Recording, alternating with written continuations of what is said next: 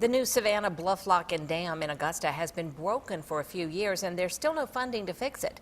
Right now, boaters are unable to travel through that part of the Savannah River. The federal government will eventually have to repair it, but meanwhile, another river project is on the horizon.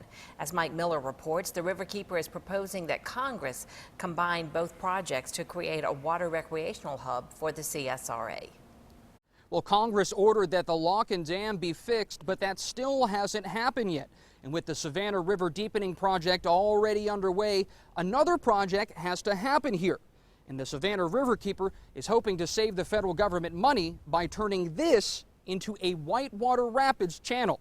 The Savannah River lock and dam system was built more than 70 years ago to create an upstream pool for barge traffic. Today, Tanya Bonatatabis says the system is useless. In fact, we're standing on the old port right now, clearly not a port, so we're not bringing barges up anymore. Bonatatabis says the lock and dam is owned by the Corps of Engineers. However, the agency doesn't have enough money to maintain it.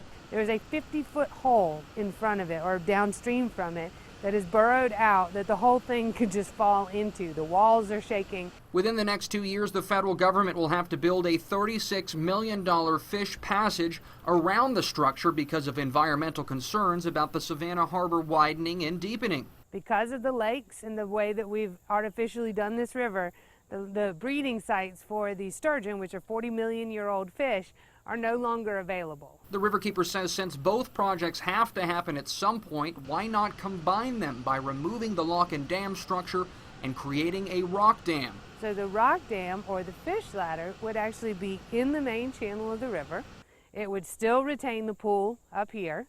It would allow the fish to get up, and it would also create a recreational hub for kayakers and canoers. Bonatatabis says a whitewater rapid system could replace the lock.